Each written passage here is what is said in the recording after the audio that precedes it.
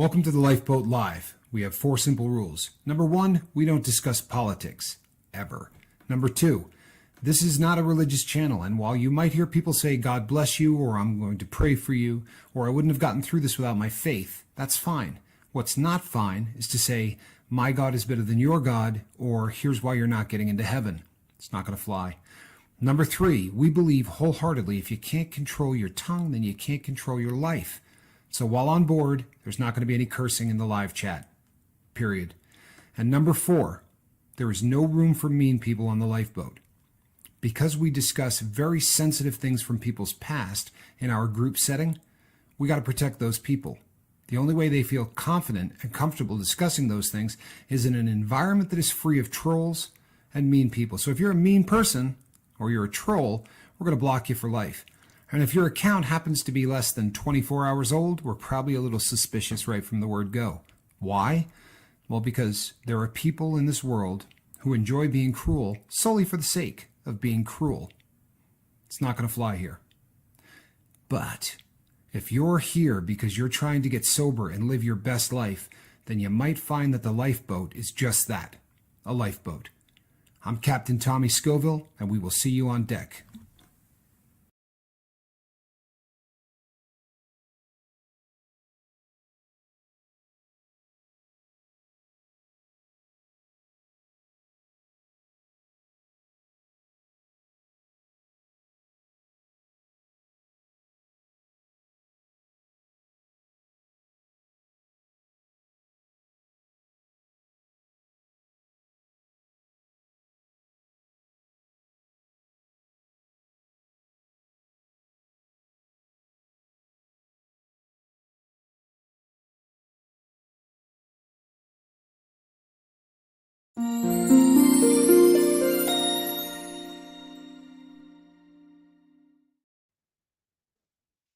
Good evening, everybody.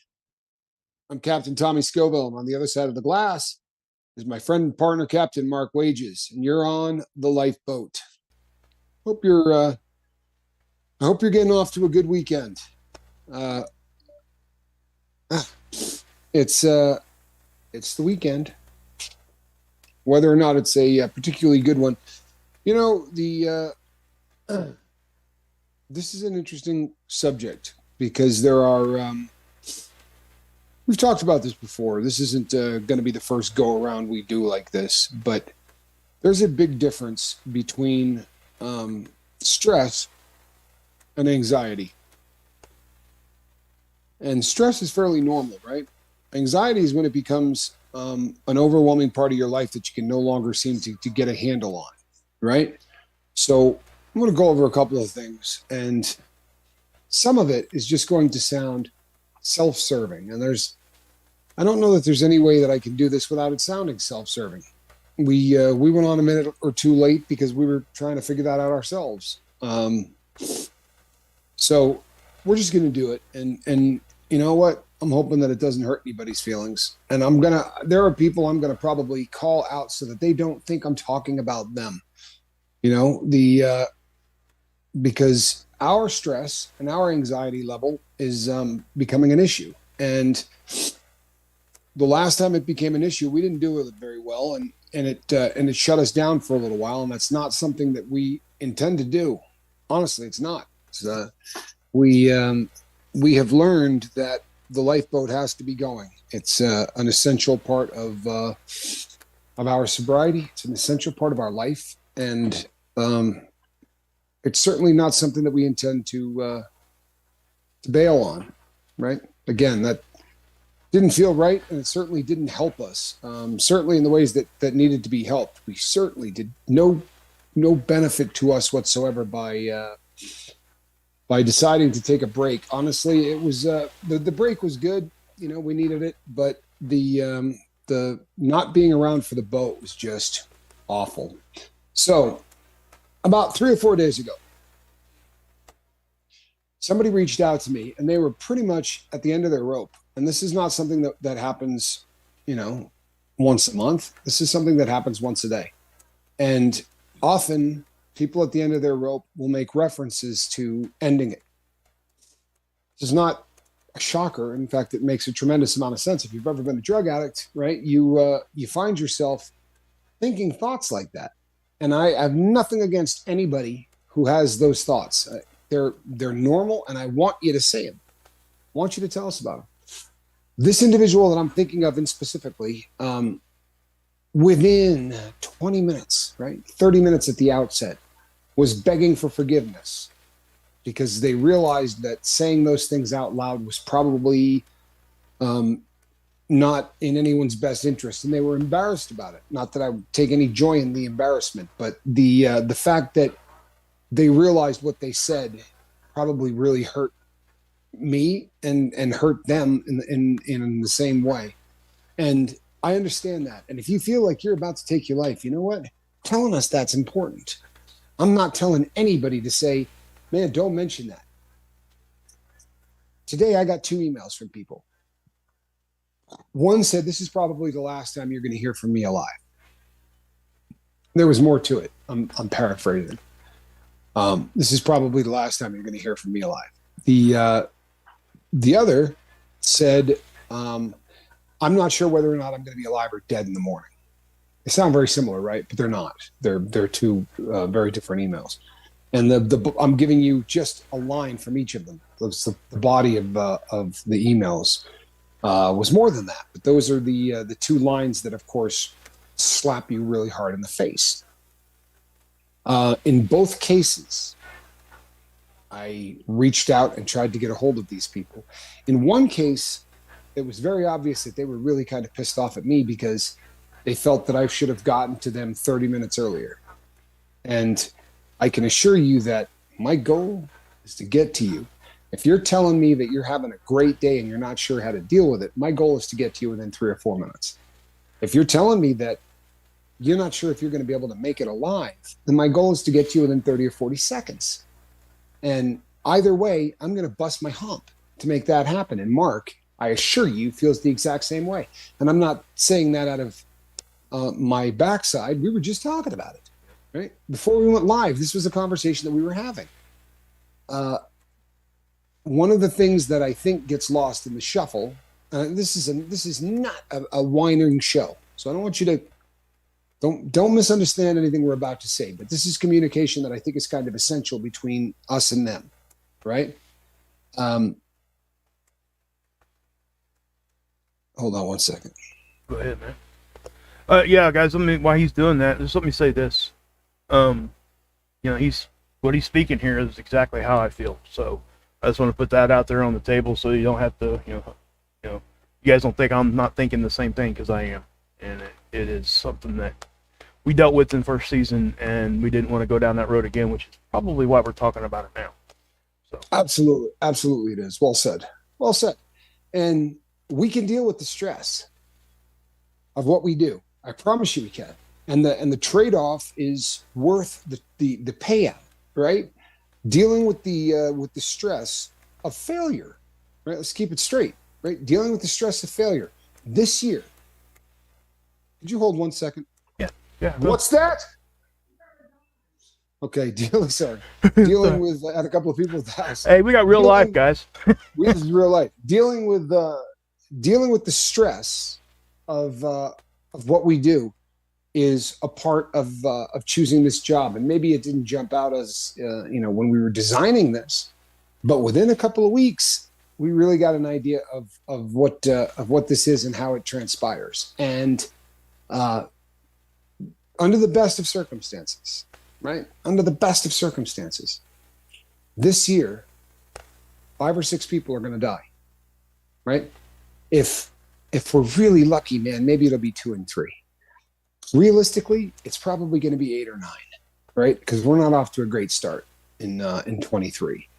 And because of the world that we live in, we know that these things are getting stronger, and the overdoses are becoming, far more regular. And I heard one today. Somebody sent me a news report of a 8-dose Narcan recovery. 8 times 4, right? These were not 2s; they were 4s. 4 times 8 milligrams of Narcan to get somebody breathing again. And the article went on to say that, to be really honest, they don't know what this person's going to be like when the person can sit up and talk. How much brain damage may have been done while they've been trying for this, because when they got there, the person was laying flat on their back. There was nobody doing any kind of cardiopulmonary resuscitation or anything like that. This was a person just laying there. And there's going to be some damage, right? There's going to be some damage. This is going to sound like a really crappy thing to say, but I'm going to say it anyway. Thank God they weren't one of us, right? Because I assure you that added stress is going to be very difficult. Realistically, that day's coming too, when we're going to say, thank God, that Narcan saved that crew member. Unfortunately, they're never going to be right. These are the things that we deal with because of the channel that we chose. And there are days that I think to myself, man, do I wish I was eating hot peppers, right? And that's the nature of anything, right? You start going down a road like this, there are going to be times where you think, boy, I'd have a much bigger audience and nobody would be on the verge of death if I was just eating damn peppers. But what we do is important, and we can deal with the stress. We can. It's the anxiety that really kicks your ass. And so one of these comments, one of these messages that I got that said, you know what, this probably will be my last day alive. I was 30 seconds before the boat went live. This person reached out to me and said, oh, I'm okay. I'll be on the boat. And I'm assuming that they woke up. I'm assuming that the buzz wore off, or they came to, or whatever the case may be, and they decided to reach out. And I'm sure that they weren't trying to be cold-hearted in any way. But do you know what happens from the time of, this may be the last time you ever hear from me, to the, hey, I'm okay? I'm just going to try to run through this. And I don't want to woe is me, people. I swear to God, that's not what I'm looking for. I just would like a little understanding of why my bobbleheaded partner and I seem sometimes like we come on here and it looks like we just went 5 rounds with a professional kickboxer. The reality is that during that entire time, not 3 minutes go by that I don't think, I wonder if that person's dead. And that thought is followed up on its heels of, what could I have said differently the last time I talked to this cat, right? Because we were in communication. What did I do wrong? That this person just, instead of calling me, instead of reaching out, just went for the drug, right? Or went for the bottle, or whatever the case may be. And you know something? It's ridiculous, right? Because I know more than anybody on the planet, except maybe my partner, that isn't there nothing we did, right? And it's just like we say to parents, trust me when I tell you, it's not your fault you raised a drug-free kid. Well, it's not my fault that the people that we reach out to, we don't necessarily, become successful with. We know that. We know we could do everything right, and we're going to lose a lot. It's just the nature of the addiction, right? It's the nature of the addiction process. Do you think that makes it any easier? Because I got news for you, it doesn't. The cerebral part of your head can say, I know I didn't do a damn thing wrong, right? I tried, man. I tried. And at the time, I had 9 other people on the line that I was trying. If you knew the number of times both of us are texting 4 people at the same time, and some of you who are hearing my voice are going to know exactly what I'm talking about, where I send a text and say, look, man, whatever you do, just don't stick that needle in your arm until we talk again, right? Please. And they text back and go, I don't shoot dope, right? I'm drinking. I apologize. That means I just sent the booze one to a guy that's shooting up. Right. Because I'm literally texting with 3 people at the same time and trying to keep all of these things going. We're going to put some things in place to make it easier on us.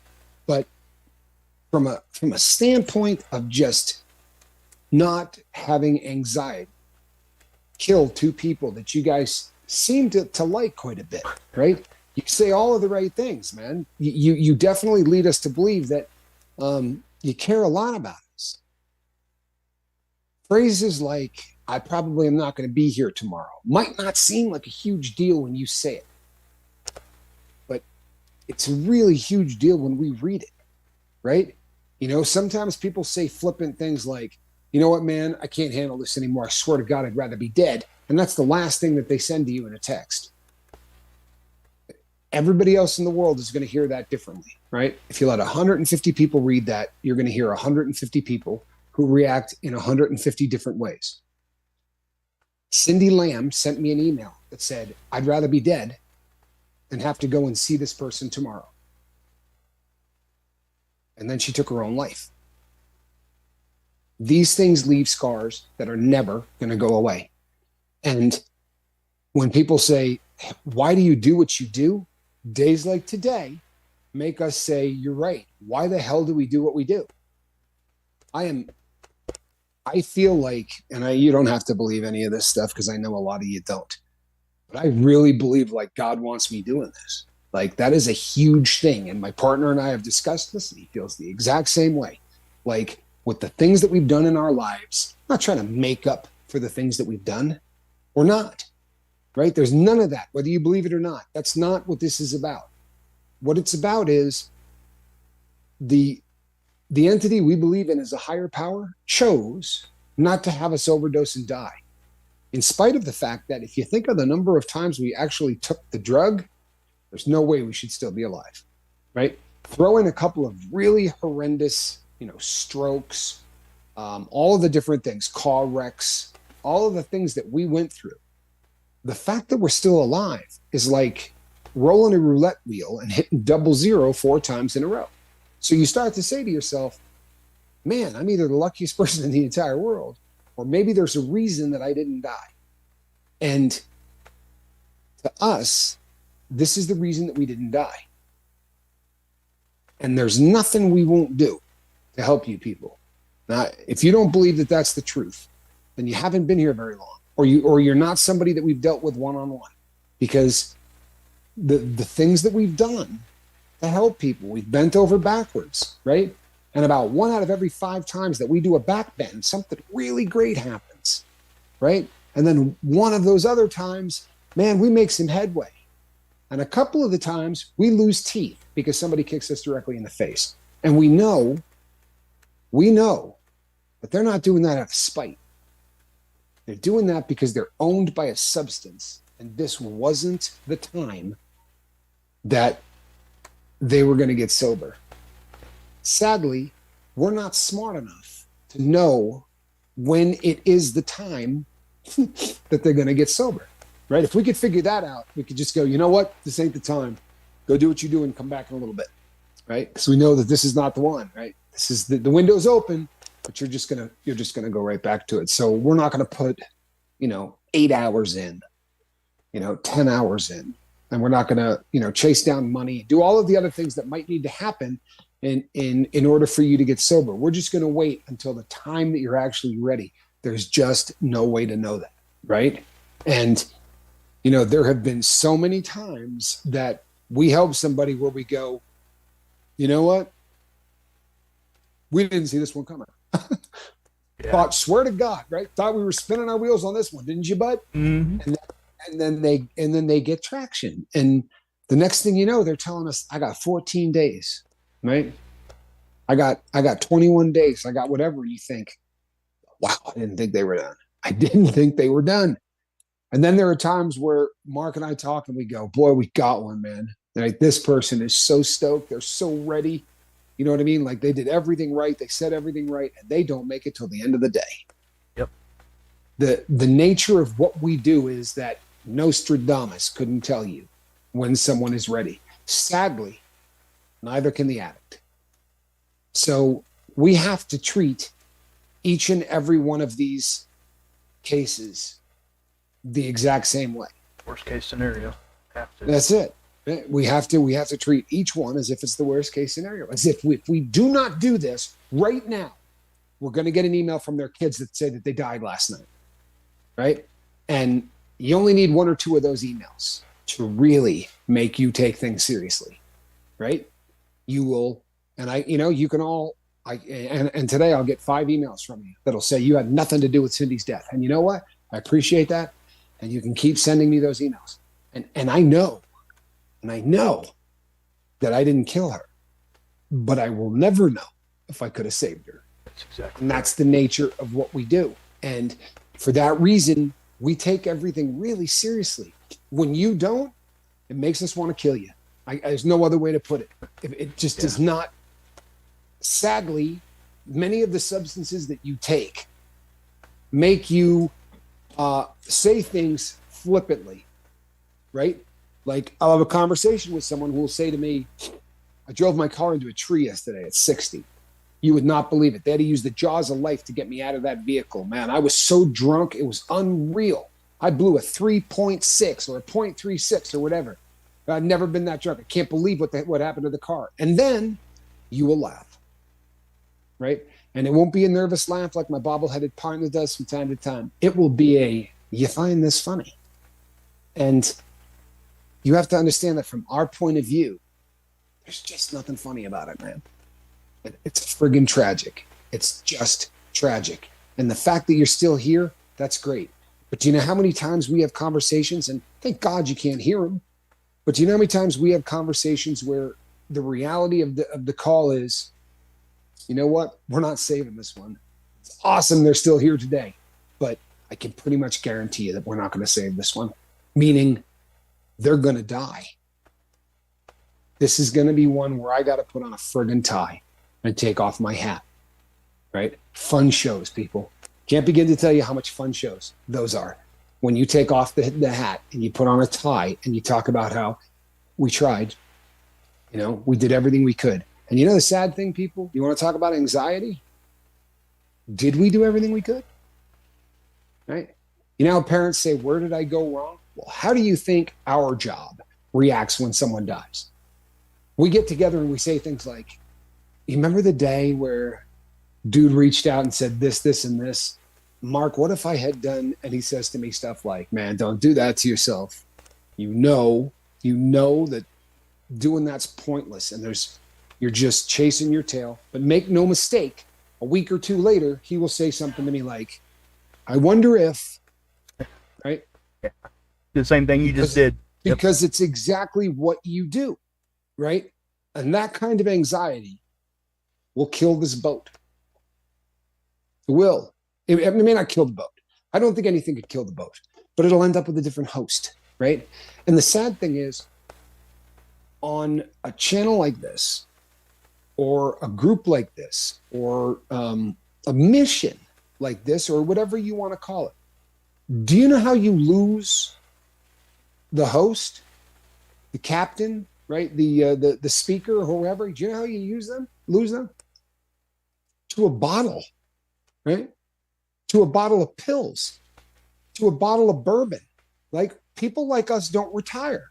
They relapse because the guilt of all of the people they didn't save comes back and kills them mentally, if not physically.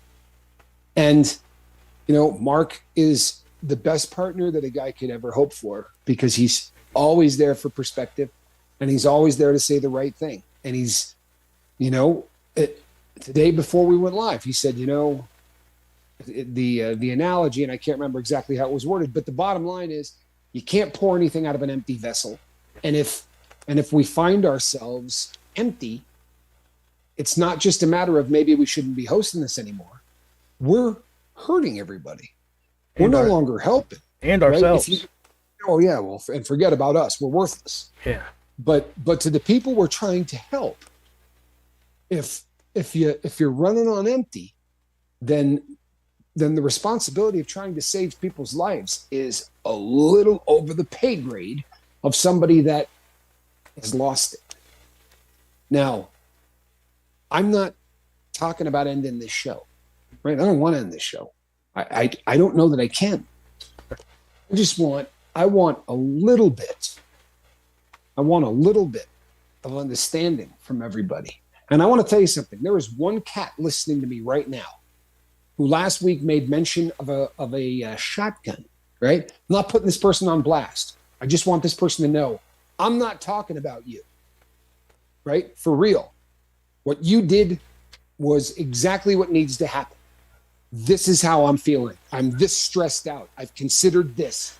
And then continues to work, right? We talk back and forth. There's nothing wrong with saying the truth. You know what? I've considered taking my life. That's fine. It really is. It's something you need to say, because the more you talk about that, the more you're going to see where it doesn't make sense, and it's not an option, and it really does make you a better person, and it probably makes us better advocates, right? Right. I don't want to call us counselors because I just don't think we're counselors, but it makes us better at what we do, right? That's good stuff. So if you're hearing me, I'm not talking to you, bud. I'm really not. But the person who says, I'm seriously thinking about taking my life, or this is probably my last day on this planet, and then you do a Houdini and I can't find you for 6 hours, boy, it's an amazing feeling as a host of a show like this, because this is how it runs. And Mark will laugh. I promise you, he will. Because this is how it lasts. You go like this. You know what? He's okay. Man, I'd like to kill him. Right? That's usually the way it goes. Right? There's a split second where you are so relieved that this person is still alive. And that is, on the heels of that is, oh, if I could get my hands on this person, I would punch them until I couldn't make a fist. Because what they did is so cold-hearted. And I'm not, honestly, people, we're going to be here. I'm not talking about leaving, but I need a little help, right? Mark needs a little help. What we need is, if you're feeling like you're going to take that route, you got every right in the world to tell us, but not as the last thing you intend to tell us for a week, right? You know how many times, no lie, how many times we're calling police forces in other states, seeing if we can get a welfare check, and then we get can you tell me exactly where they live? No, I can't. I can give you an area code, right? I can give you a prefix, which is really funny, right? Because Johnny Scoville, my brother, well, his area code is Texas. He doesn't live in Texas. That's the world we live in these days, right? Yep. You move to another state, you keep that prefix or that area code. Can't track anybody down that way. Or you get them to, right? Honestly, for the right amount of really making a big deal of this, yeah, they'll triangulate that person and they'll go find them. And when they do, it's going to be a scene. It's going to be a scene where, if you're not dead, you're never going to talk to me ever again, right? Because the National Guard just arrived at your place to see what's going on with you. Not to mention that, but now I'm in a crap load of trouble with the people I did call in. See, they don't have a problem being called in when it's end of the life stuff. But if you call them in and they get to somebody's house and the guy's just passed out with a bottle of booze on the floor, they're not happy. They're really not happy. And they shouldn't be, right? Because they could be out working on someone who really needs to be saved, which is an interesting concept, isn't it? Working on somebody who really can be saved. You hear that? Yeah. Some of you, guy with a shotgun the other day, right? That's a cat that can be saved. I promise you that's a cat that can be saved. He finds nothing funny about his situation. He's not cracking a smile about anything going on in his life. He's working really, really hard. He knows what it feels like to have peace, and he knows what it feels like to lose it.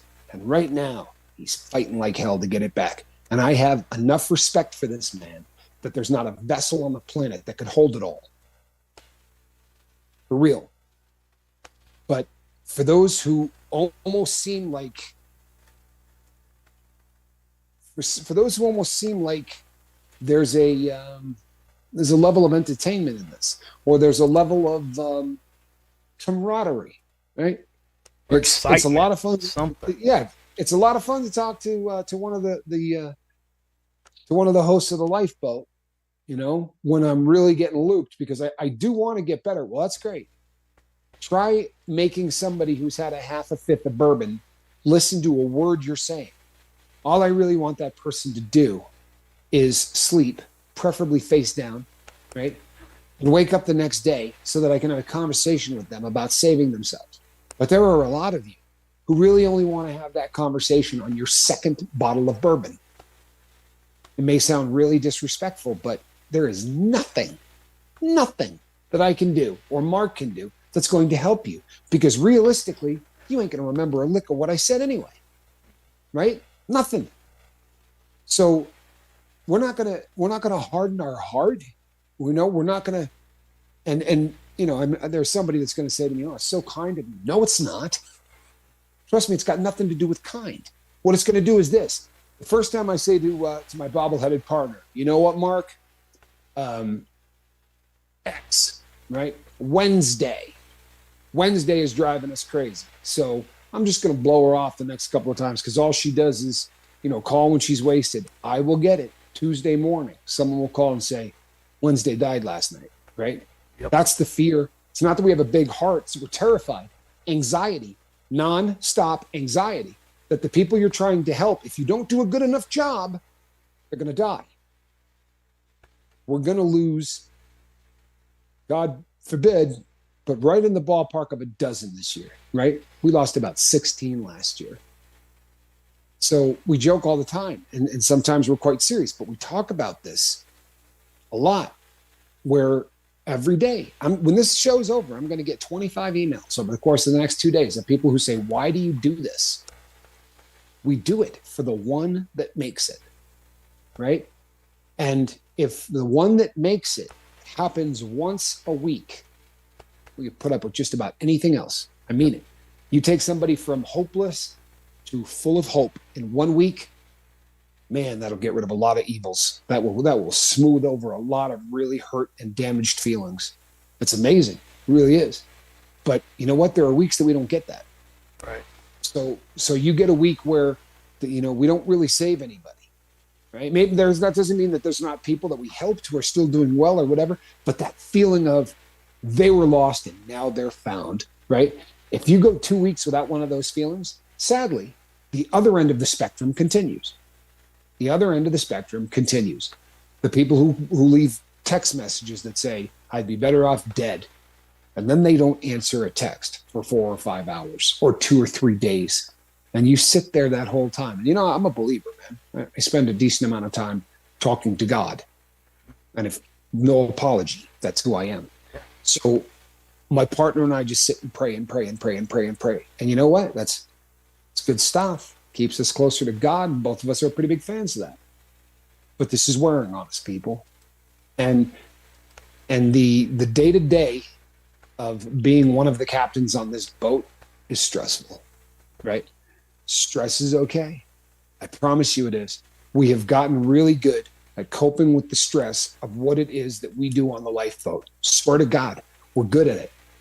The anxiety created by people whose communication skills, especially when they're intoxicated or high or loaded or whatever you want to call it, are awful, right? Those people are hurting us. And they're hurting us to a level that we affectionately call the time right before we go live. That's the green room, right? Because it's a term used usually in theater or in, right before you go on stage, there's a place you hang out, right? If you're a public speaker, it's, all the cool stuff. You say you want 2 bottles of Evian and you want, just green M&Ms, or they call it a rider, all the stupid stuff you want in there, right? I want 4 copies of Mad Magazine, but they have to be made in 1974. I want the Al Jeffrey series, right? I mean, whatever stupid stuff. Pepsi Clear. Is that Pepsi Clear? I want Pepsi Clear, and it needs to be served at 31 degrees, right? Not 1 degree over. And it's funny, people, if you ever want to read some silly stuff, look at some of the stars and what they want. Some of them are just amazing. Mariah Carey's, I think, is the top of the food chain.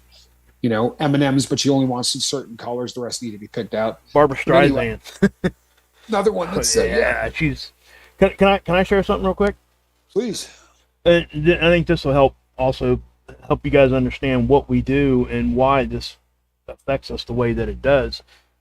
First off, I would exactly say straight back to my partner here that I couldn't have a better partner on the other side here. I think we complement each other, and I think that what he does is something I can't do, and what I do is probably something he can't do. And that's why things work, and we love each other. And hopefully you guys can see that. I don't think that that you can't. I mean, we pretty much make it known. But move on past that. We had a situation back in season 1 where somebody called us and was talking to us prior to show, right? Talking like all day long. Off and on, off and on, off and on. Having issues, and this person's addiction was alcohol. And this person is no longer on the boat. At least we don't know if that person is or not. But if they are, they're very quiet. Yeah, they are. They're quiet or have a different screen name or something. But we went ahead and went live. We even talked about not even going live that day. because of this situation. And me and Tommy both get a text, 5 minutes into the show? This person was threatening to end his life. And not just his. No, just a bunch of this, that, and a third. And so we ended up killing the show, I don't know, a half hour in, because it got too much to try to handle on the back end. Matter of fact, I muted everything on my end. Tommy was doing the show. I was trying to deal with that because he went ghost on us. He quit talking. So when that happens, we go into like freaking panic mode, right? And it's like, what do? These people are states away, for all we know, thousands of miles away. Driving 80 miles an hour down a freeway, drunk with a gun in their hands. Yeah, and telling me, he told me in a text that, and that's the other thing, we couldn't talk to him in voice, he wouldn't do it. And so we're trying to figure out where this person, cause, we know roughly where they live because they said it.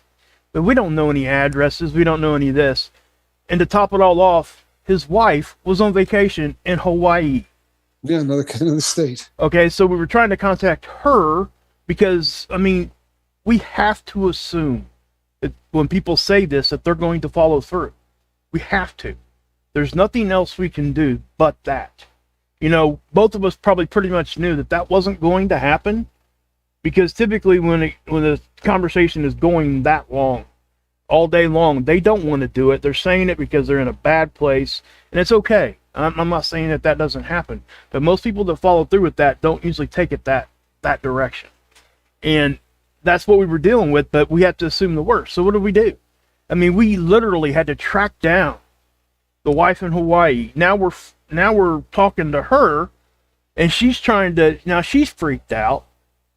And, and this person says, I wonder how fast my new, I'm not going to say the name of the car. Wonder how fast Boy, it's a fast one, though. Yeah. He said, I wonder if the brakes on this thing work. And I'm like, oh my God. Now I know in my head, this is where my head went, and Tommy went to the same place. He's on the freeway. Okay? Drunk as a monkey. Yeah.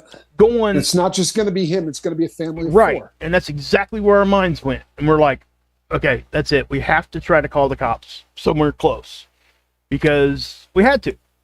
We didn't have any choice at that point. And I don't know. I don't even think they may have showed up, but we couldn't give them a specific location, any of that. All we had was a phone number. And yeah, they could go down the road where they could ping it off the towers and triangulate this and whatever.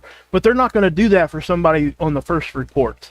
They're just not. They're going to put out some sort of whatever for their cops, their highway patrol, to say, hey, look out for this guy if he buzzes by you. That's kind of what was said to us. So now, not only do me and Tommy freaking out, his wife's freaking out, and let me say this, this person did come back and apologize and all that. And that's fine, because we know people get that way in the headspace. Sure. But at that time, we have to, this is where the tough love comes in, if we want to use those words. I don't particularly like that phrase, but it is. No, but I know what you're saying. Yeah. And that's kind of where we were at with this situation. And so me and him both, this is like, I'm on the East Coast, right? We ended our show at 8:30 that night. Okay, we went live at 8. I think we were going live at 9. Anyway, like 9:30 my time, we ended the show. I'm sitting in my living room at 4 o'clock in the morning, still haven't heard anything from this man. Yeah. I couldn't sleep. Tommy couldn't sleep. None of us could sleep. And then finally, it was like 11 a.m. Eastern, or maybe even later, he texts us. Yeah. And it's like... It was 9 o'clock my time in the a.m. Yeah. Neither of us have slept a lick. No. And sadly, this is the situation he's talking about is really kind of epic. And just to, again, he's not here. I don't know that we're hurting anybody's feelings, because Right. the gentleman is still in the life. But to make matters really, really worse, right? We have said from Jump Street, and we're not lying, right? The money that we generate from this program is put back into people, right? And this individual needed medical assisted treatment, right? Forgot about And that not part of only it. and not Sorry. only did we put up not only did we put up the money for medical assisted treatment, but it was unable for that person to do that where they live. So we transported them to a state where it could be done. I mean, this was a kick to the sternum in 50 ways. But the point that he makes is really ideal, because we bailed off the show where a lot of people were needing to hear what we had to say. And he's not exaggerating. At the time, we did do the show a little bit later. So it was about 9 o'clock on where he was. The sun was up, right? And neither of us had been off the phone. And we're going back and forth, and we're calling to different states. And the reason that this is important is it's a perfect example of what happens when the person on the other end, they made flippant comments, right? Yep. You know, afterwards he said, man, I wasn't going to kill anybody. It wasn't like I was going to drive and take somebody's life. Really? Would you like to read what you wrote? Exactly. Because when you're drunk and you say to us, I'm going to see how fast this blank car can go, and maybe I'll take it into a family of 5. Swear to you, that's what was written. We got it. I still say I saved it. So did I. You think I'll ever get rid of that? So I'm hoping that freaking- someday he comes back. Yeah. You know, It's like- the stress of what we do is understandable and it's acceptable.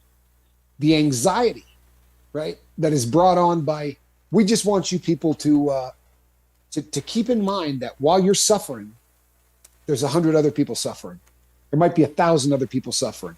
And if we're spending 45 minutes on the phone with somebody who is, you know, drunk and talking about taking their life for the 5th time, a window just opened for somebody doing heroin, cocaine, fent. That window just opened. You know what they need? They need one of us to get on the phone with them and spend 35 minutes to an hour and help them get set up with MAT to do whatever needs to happen, because that window is going to close. And unfortunately, there are times that we're talking to somebody that, you know what, they have no intention at all of getting sober. In fact, it's just gotten to the point where we're kind of entertainment, right? This is one of the things that they do now when they get looped, because it's a lot more fun than just sitting on the couch and and watching The Simpsons. Getting one of the hosts of the Lifeboat to try to counsel you while you're absolutely faced is becoming some form of entertainment. And we're going to put together this place where everybody can go and they can talk to somebody on the 5. I don't want this to happen to any of those people who volunteer, because unless they're either a glutton for punishment, right, or maybe they're just really, really different, they're not going to do 2 of those calls. I promise you.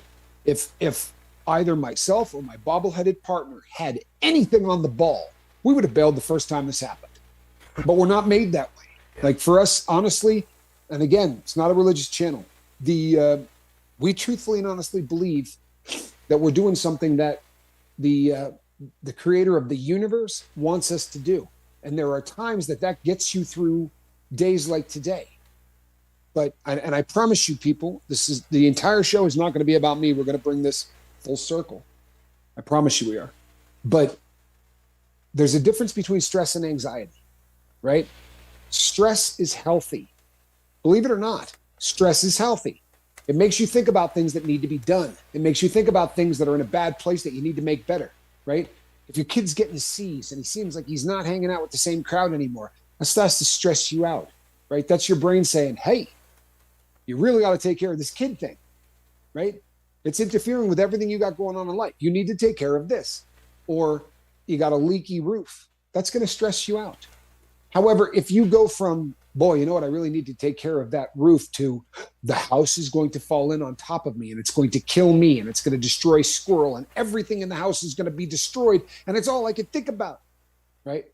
Stress, once it becomes anxiety, is really an issue, right? Anxiety is all bad. Stress isn't. Honestly, stress is something that is supposed to happen. It's a way that we prioritize things in our lives and keep our fecal matter in line. By the way, I had 3 different people so far shoot me a text message that said, if there's a chance of calling in on this, can you put up the number? So we've got people that would like to weigh in on this. And If you want me to put it up So there, I will. yeah, you Okay. know, you can Okay. go ahead and throw it. I don't want to seem like we're holding anybody from calling that wants to call in. Okay. But this is what I will ask to anybody. Don't call in and tell us what great people we are. That's not the call we're looking for, and we're not fishing for that. I promise you, it's got nothing to do with that, right? It really doesn't. The point that we're trying to make is we are going to be here for a very long time. I would like you all to just get an understanding of the things that roach us out, the things that make us less effective at what we do, and the things that make us less inclined to want to care. Do you know what happens if either of us become hard-hearted? Huh? Then this sucks.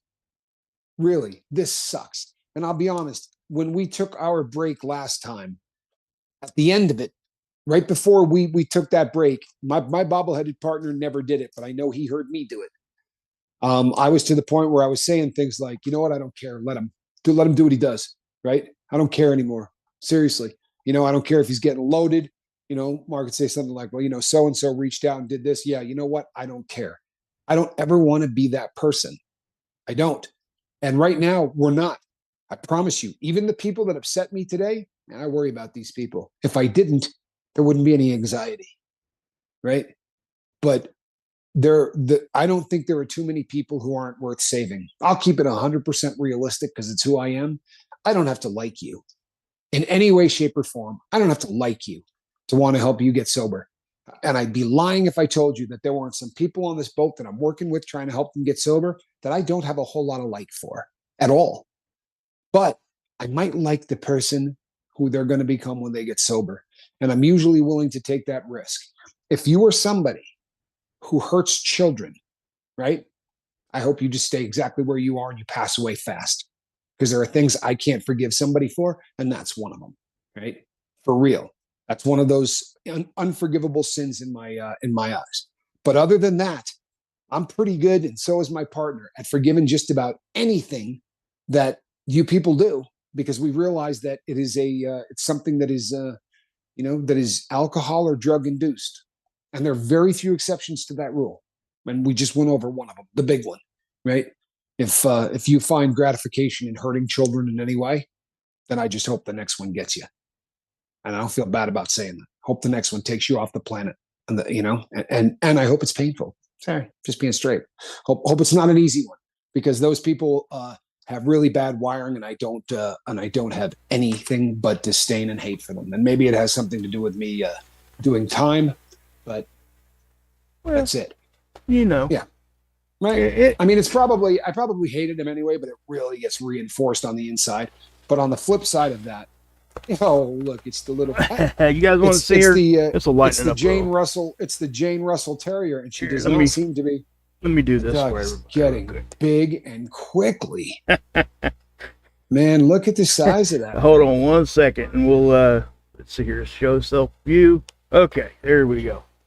Say hello. Hello. She don't know what to do. Look at her. Whoop, whoop, whoop. You know what? I have that. I feel that way almost every time the camera goes on. I know what she's feeling. The camera has that effect. Her name is Puka. Puka. Puka? Puka Rose is what my daughter named her. Absolutely beautiful dog. She is, man. Perfect brown eyes are the color. Look at this. She's solid white. White from the head back. Yep. It's crazy. She's the only one like that. How big is that puppy going to get? Maybe another 5 pounds. I don't think much bigger. Yeah, she doesn't get very big. She's 3 months today. My daughter just told me. You want to wave? You can wave real quick if you want. That's my daughter. Beautiful daughter. Hello. Hey, it's my daughter Avery. That's usually where I give the. Oh, yep. That's usually what you hear, because she's over there giving him a hogger. So I'm not trying to be a buzzkill, people. I want this show to go on forever. I want you to think about the things that you say before you say them. And if what you're about to tell me is that your life is in danger, don't you freaking step away from that phone. Don't you leave that message and then make it so I can't get a hold of you, or I am going to lose my sense of humor, right? And it's going to threaten everything that we do. And it most assuredly is going to threaten the relationship that I have with you. And I don't want that to happen with anybody. I really don't. Whether you believe it or not, people, if we didn't love the people on this boat, then the 400 grand a month that we make doing this would not be enough to keep us in it. I have to chuckle at that. That's so freaking funny. If it were 400, if I said 400 a month, you would have laughed just as It's hard. probably just as hard. Yeah, the point of what we do is such that we open ourselves up for this, and we know it, and there's a part of it that you're always going to have to cope with, but it's becoming something that is done all of the time. Yeah. And you got to think about the things you say before you say them, and you have to think about the fact that if it's one of us that is helping you, you're not the only person that's asking for help that day. I promise you. I have not had a day, neither has my partner, since this thing got up and off the ground. I would say since maybe November of last year, there's definitely not a day that goes by that someone doesn't reach out in a really bad way. Yeah. Right? And you know what? We want you to. Yes. We want you to. And when we get a group of 5, right? When we've got the people set up who are the 5, and you call in and you say, boy, I'm going through it and I'm this and that. You guys will be trained that there are some people that you probably need to pass on, right?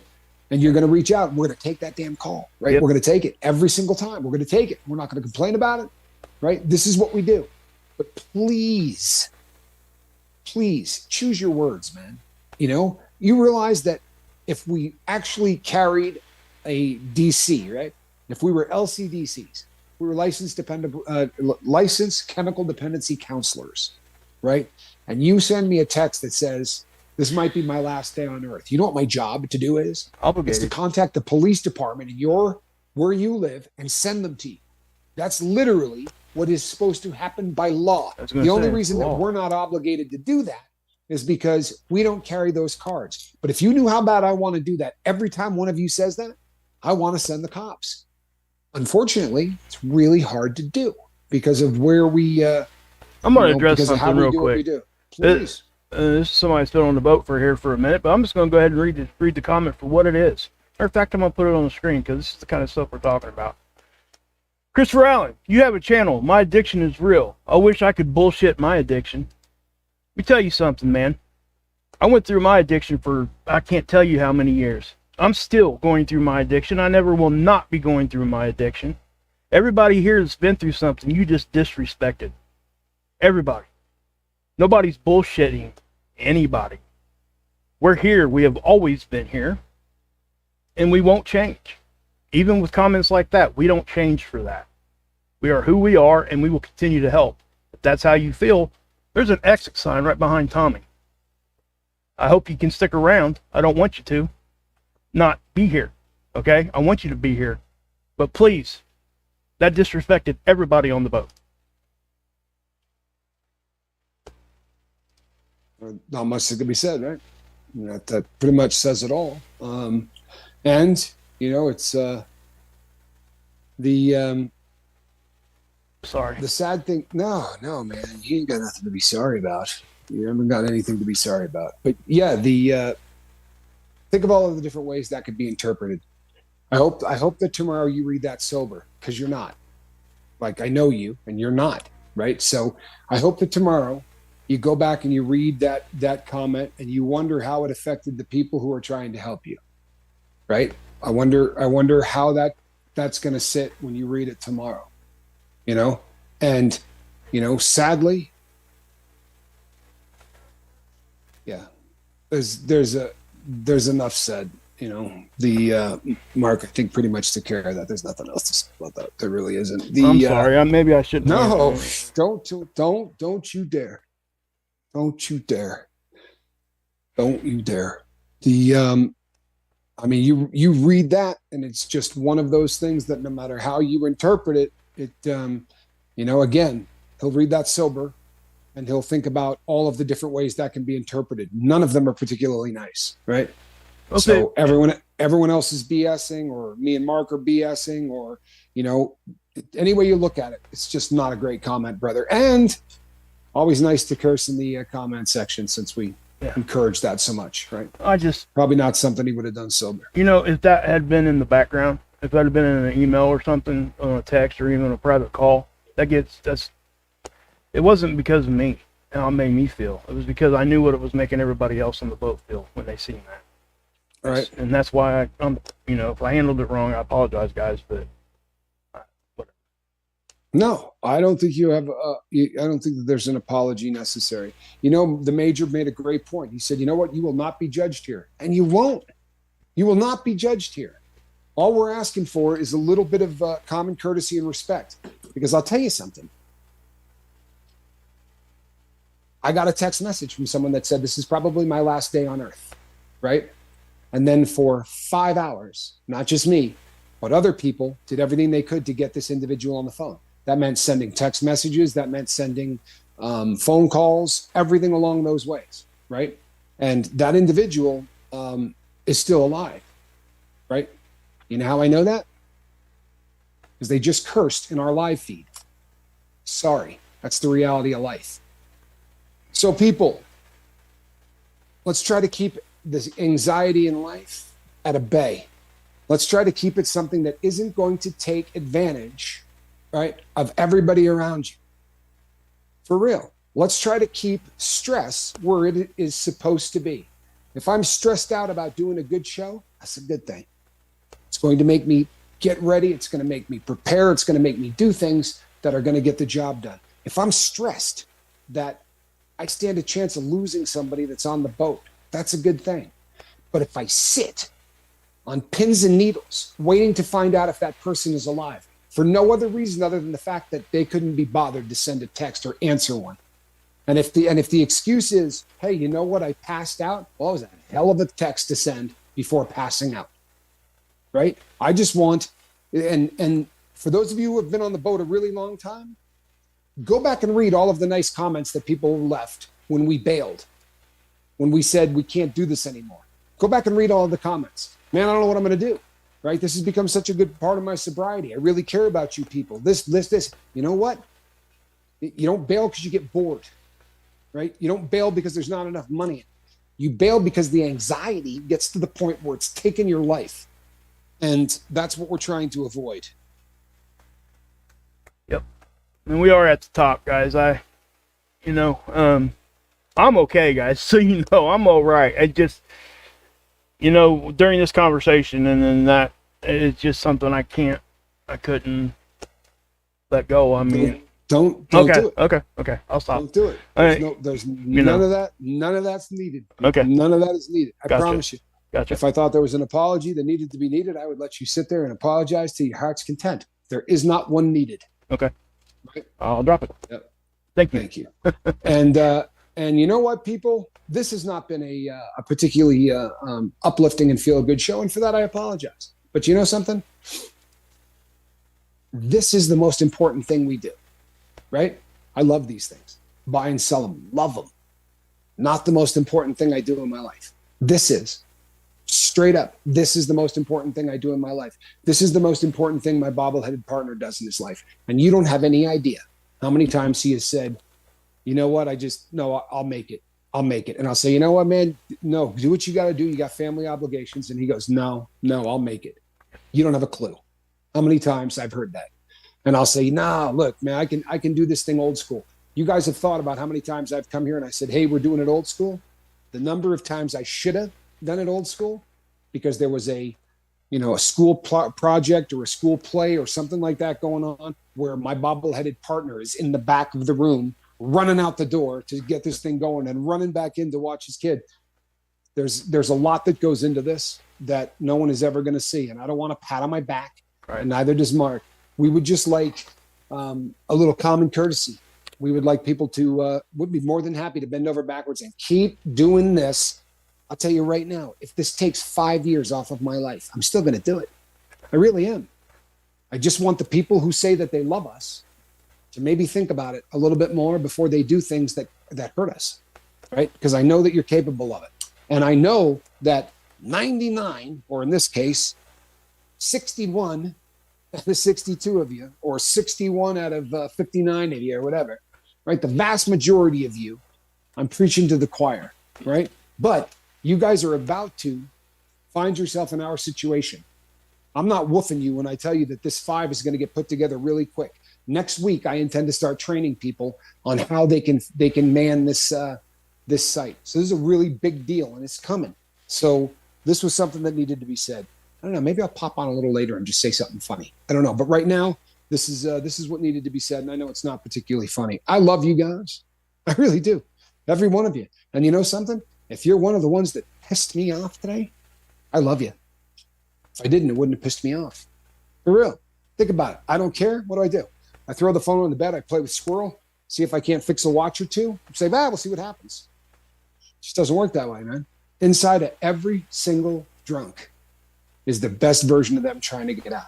Inside of every single meth, cocaine, heroin addict, every addicted person in the world is that close to not being addicted. Sadly, they're that close to being dead.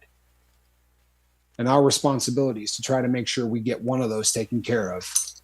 And I want to echo something that Johnny said a little while ago. I meant to tell you, I was going to say something, and then that happened. He asked, how many of you guys truly have a 5? And I would ask you guys the same thing, because honestly, that needs to happen for anybody. So just concentrate on that, and that's what we're trying to do too. We're trying to provide even an easier way for you to do that. So anyway, go ahead. Dennis, I'm glad you're here again, man. I really am. And to all of you, you know what? If I hurt anybody's feelings today, I'm sorry. It's not the point of this. I promise you that. And if I sound like I'm being a dick, I apologize for that too. All I want to do, people, is what we do, right? It's, if you knew the amount of time that my bobbleheaded partner and I sit around and brainstorm just about ways to help more people get sober, right? This is our life. Crazy, because it's not our job, but it is our life. So we just ask that, think about what you say before you say it. And if you feel like you're going to, you want to hurt yourself, we need to know that. But don't you dare friggin' walk away after saying it. Please, right? Yeah. Please don't do that to us. So, you know what? I scared the hell out of the cat. I'm not going to lie to you. Squirrel literally, this cat smells emotion. And Squirrel looked at me about halfway through this and said, I don't know what's up with him, but I'm leaving. So we will be back tomorrow night. I may pop on later and just try to tell a joke or two.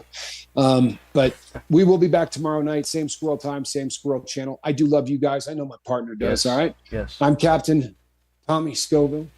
And on the other side of the glass, Captain Mark Wages.